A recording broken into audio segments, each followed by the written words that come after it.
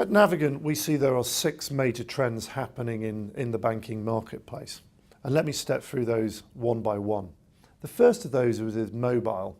Mobile is going to be increasingly a transactional channel. We'll see this as a hygiene requirement on personal current accounts, whereas at the moment it's really for early adopters and it's really static data, really a text message push, basic balance inquiries, last 5 transactions. But we'll see the mobile rising as a transactional channel. It will also unlock customers to be able to make decisions on the move, to be able to compare through the various aggregators and websites out there, to compare the different products and services that are being offered at the point of purchase.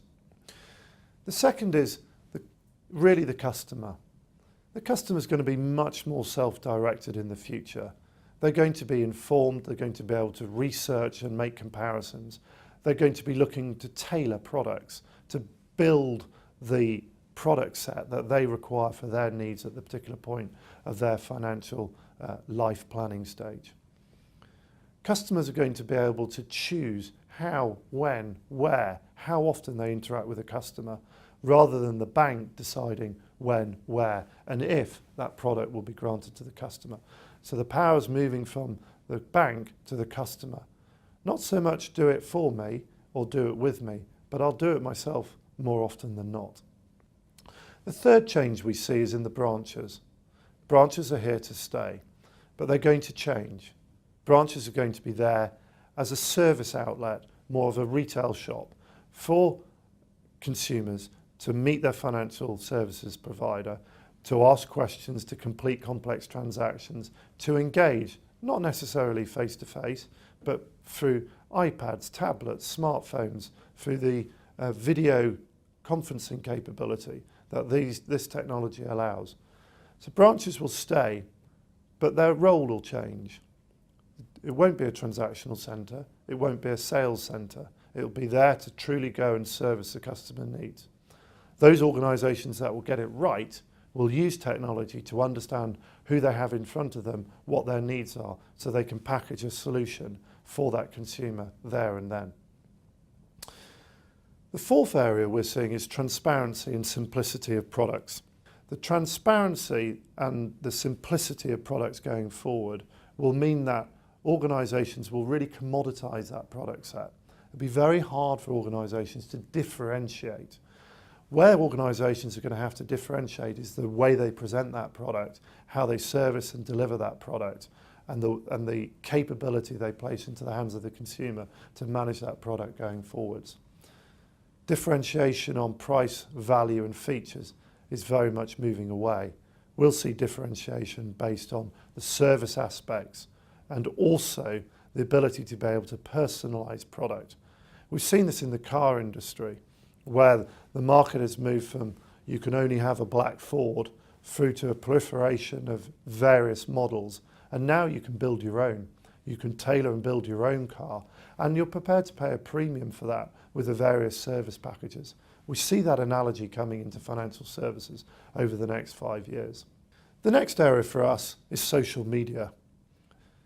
The ability for consumers to interact on a more regular and frequent basis with both their family network, their friends network, and the wider interested forums and communities is growing at an alarming rate. Organisations now have to react immediately to comments and feedback that is given rather than sending a letter within the next 7 days. You have to react to the blogs that are out there and the messages and perception of your brand that's being delivered out there in that social network. It also presents an opportunity for those organisations that are going to embrace that media to manage their messages about where their products and services are differentiating and create a feeling of loyalty and club feel where being part of that Facebook culture is something that people want to do. The next one is a demographic shift. We really have a 2-tier system running at the moment. We have an older generation which is long on assets and has wealth. They've got a very different set of needs right now as they approach retirement, and that's an area that's not well served.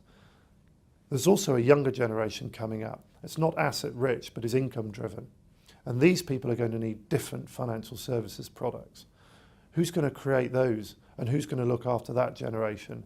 Or is the magic really in looking after that older generation and being able to unlock the family finances, such as the asset-rich part of the family community can fund the younger generation, be it helping them through university, a step on the housing ladder, or supporting the family as they find their feet.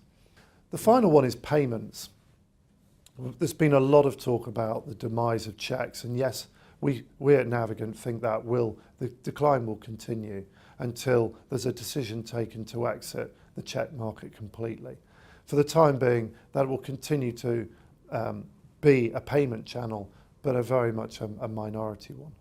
There's a lot of things coming down the track from a trend point of view, and organisations are going to have to react.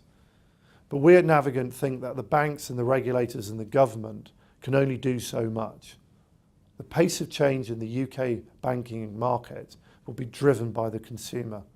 They will decide what they want, how quickly they want it, and where and when they're going to purchase their financial services needs. The Treasury, the government and the regulator can help provide stability within the economy, but it's the consumer that will make their choices. For more insights, please visit navigant.com/3 minutes.